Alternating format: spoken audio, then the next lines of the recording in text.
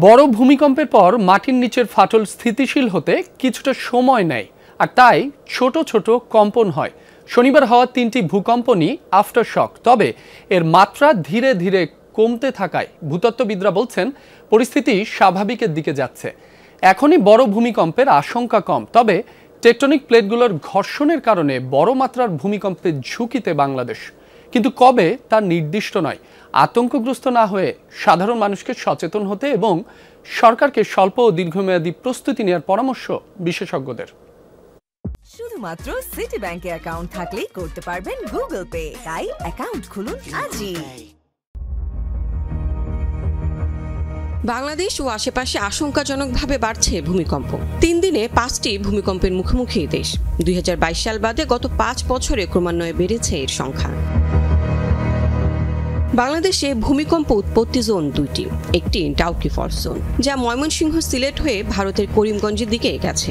আরেকটি subduction zone, অর্থাৎ Indian ও Burma প্লেটের একে অপরের দিকের সংকোচন। এর বাইরে আছে বেশ কয়েকটি ফল্ট জোন। এই জোনে ছড়িয়ে আছে সাব ফল্ট জোন। বার্মা প্লেটের নিচে তলিয়ে যাচ্ছে ইন্ডিয়ান প্লেট। ইন্ডিয়ান ও বার্মা প্লেটের চাপের কারণে মধুপুর ফল্ট জোনে 5.7 মাত্রার ভূমিকম্প সৃষ্টি হয়েছে শুক্রবার। শনিবার আরও 3টি কম্পন হয়। 3টি আফটার শক বলে ধারণা ভূতত্ত্ববিদদের। আরও কিছু আফটার শকের সংখ্যা প্রকাশ করছেন তার, সেগুলো উত্তর দক্ষিণের দিকে হতে পারে। জানান, সাবডাকশন জোনে চাপ জমতে জমতে এমন পরিস্থিতি তৈরি হয়েছে যে কোনো সময় শক্তিশালী কম্পন ঘটতে পারে। ছোট ছোট ফল্টগুলোতেও আর্থকুয়েক সংঘটিত পারে। তো এই ফল্টগুলো যদি আর্থকুয়েকের ইপিসেন্টার হয়, তাহলে যেহেতু এই ফল্টগুলো খুব বড় মাপের নয়, তাহলে এই জায়গাগুলোতে বড় মাত্রা আর্থকুয়েক সংঘটিত নাও হতে পারে। ভালো দিক হলো যে আফটার শকগুলো মেইন শককে অতিক্রম করবে না, সুতরাং এর চেয়ে বড় ইভেন্ট সামনে আসবে না বিধায় আতঙ্কিত হওয়ার কোনো বিষয় নেই। 2-3 দিন গ্যাপ দিয়ে যদি আরও এটা হতে থাকে, তাহলে বুঝবো যে এটা এখন খুবই সক্রিয় এবং ওই যে শক্তিটা বিপুল পরিমাণে ওটা বের হওয়ার চেষ্টা করছে। তো এটা হচ্ছে আমাদের জন্য, সেই জন্য সতর্ক থাকতে হবে।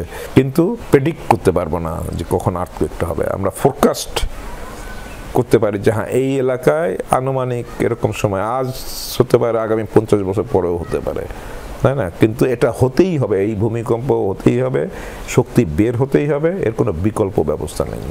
ভূমিকম্প প্রবণ না হলেও ভূমিকম্পের শীর্ষ ঝুঁকিতে বাংলাদেশ, এর মধ্যে ঢাকা উচ্চমাত্রার ঝুঁকিতে।